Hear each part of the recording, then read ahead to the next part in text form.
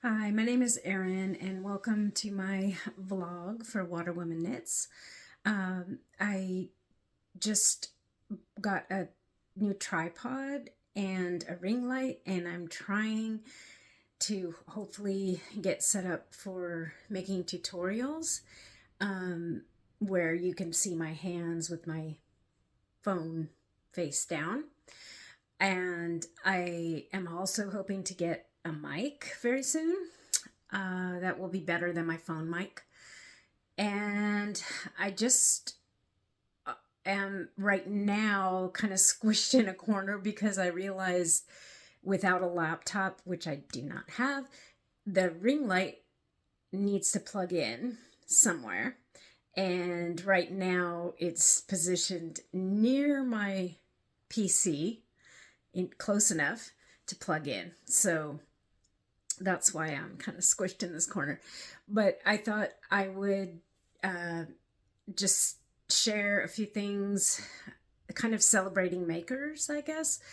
I found out, but this week I had a pretty challenging week, and I had some blood draws with 3 people trying to get a vein, and one of them hit a nerve in my left arm, and it's causing enough shooting pain, even though this happened almost a week ago,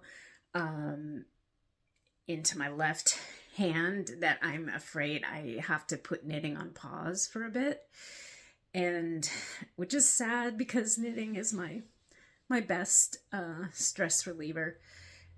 But I am trying to put all my energy into my typing full-time job instead, because that's how I pay my bills. But in the meantime, I thought, while I'm taking a break from knitting, I wanted to just show the progress on this test knit that I'm doing for Making Stories and out of Berlin. And it will be the last Making Stories volume of patterns that they will release, I believe, in June. And it will be the very last as the company closes down. Just sad, but I've absolutely loved working on this shawl pattern, and it's called Tesserae. And I believe that we have permission to share any images of patterns at this point, because it is going to be the last issue. And I highly recommend this pattern. It was supposed to be made out of Tuka wool, which is a really great Finland Finnish wool, with really amazing color depth to it, and really woolly wool.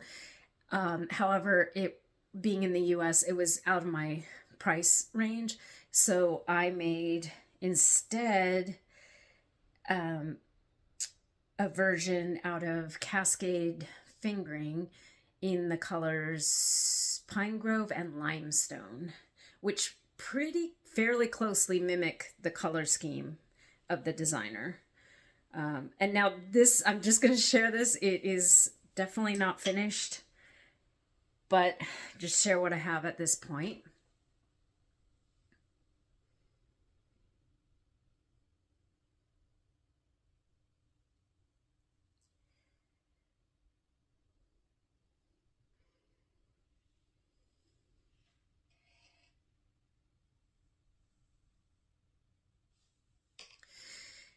So the whole base of the shawl will be in the pine grove color, a lot of green below it. And so there's this whole panel that is all mosaic knitting work. And that is the only part you really have to concentrate on. I love mosaic color work because it is it's easier to many people than stranded color knitting, because you're only carrying one color each row rather than two colors. And so each row you're going back and forth twice and only using one of the colors, and then slipping stitches of the other color.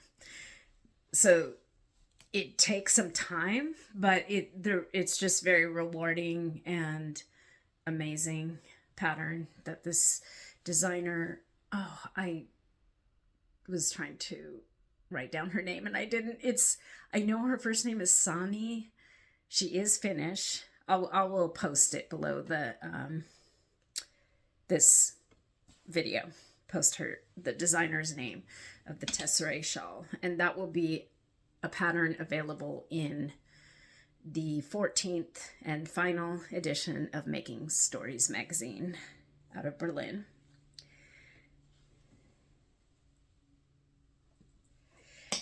And I thought I would just share, since I have to pause on knitting and I'm very sad, I just wanted to share things that have been gifted to me by other makers, specifically my niece and my daughter.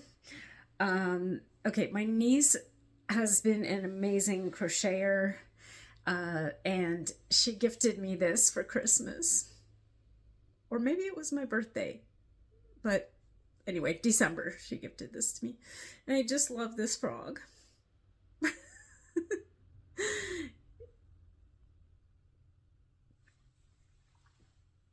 And then a few years ago, since I'm all about, I love reading about and learning about the fungal mycorrhizal networks of mushrooms in the forest, and how they nourish all the big trees that we have in the Pacific Northwest. And she made me this garland of crocheted mushrooms. And they are so sweet. And they have little eyes. I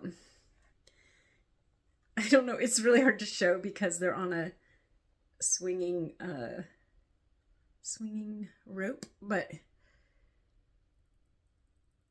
And these slide. So let me see if I can bunch them all together.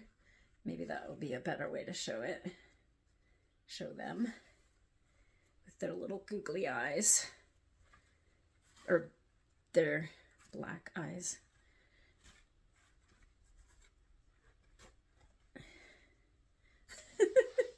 So here's a bundle of mushrooms.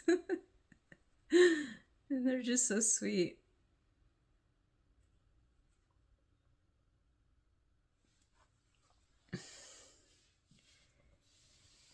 And then my daughter just took a pottery class over this past year and made some amazing pieces of pottery. She gifted me 2 of them, and I feel really grateful to receive them. These are just her very first attempts at pottery, which I was just blown away by. This little dish for snacks, maybe, or a candle holder. It's just lovely glaze and form. And then I love this little sweet funky handle shape. It is perfect. Sometimes I put grapes in here, or a little, like a handful of almonds or something as a snack. It would also make a great little espresso cup. But the handle is just so sweet because it's unlike anything that I own. I love mugs, and I own quite a few ceramic mugs. So, and then finally, I would like to show a pattern. Well, this is a pattern that I got a download when I was of this pattern, of this exact design, when I was actually walking through the woods one day 4 years ago. And I literally saw like a vision of this, and it is only half done because I ran out of wool when I got to this point. But this is where all the motifs for my hat designs come from that I have published so far. And I would love to find a way to complete this and then possibly make it as a wraparound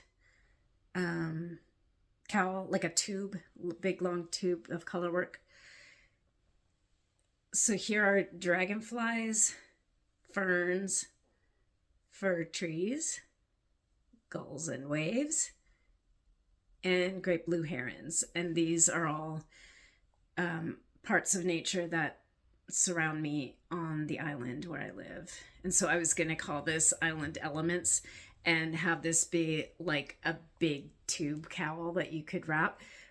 My intention originally was to design it where half is white on black and then the other half of the tube is black on white. So it's almost like complete negative images, or inverse images. But that's also, with many types of yarn, that's really hard to carry a dark image behind a white main color without it leaking through.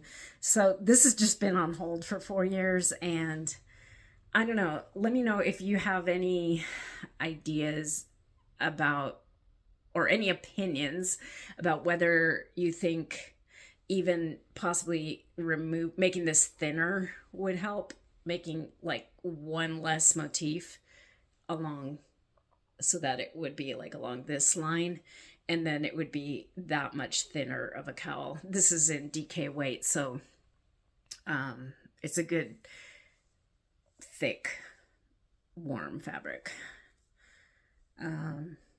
But I'm also working on a design on paper right now. Nothing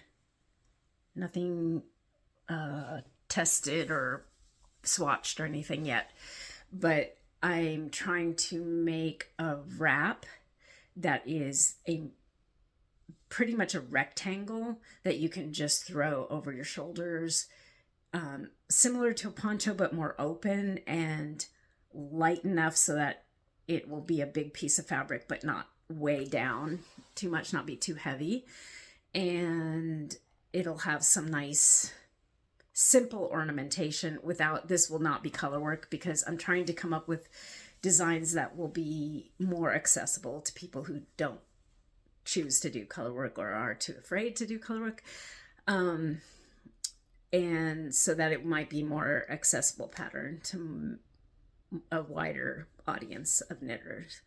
So that's all that I have for now until I can keep knitting. Bye. One more little thing. I just will be inserting a little clip from last weekend when I went to Port Townsend to drop off my patterns at Bazaar Girls, the store there, and also pick up wool for the fur hat that I am going to be making in Blue Sky Fibers so that they can sell it as a kit. And as soon as I can get my knitting mojo back, I'm just hoping this nerve will heal soon, and then I intend to do a tutorial based on that hat about how I do stranded colorwork. It's just one of many ways to do it, but I thought that might be helpful for people who are hesitant to make these hat patterns. Hi, I just forgot to mention one maker that is something that has been hanging in the background in my room for a while. And this is from a graphic designer who donated her time and energy to a Make-A-Wish bedroom makeover for my child. And both my daughter and I have talked in the past about wanting to donate this to a children's organization. So if you know of one that might be open to accepting this kind of art, please let me know in the comments. And I'm just going to scan over this so that you can see it more closely. And I love it. And since the first day of spring is coming up, if you are in the Northern Hemisphere, then happy spring.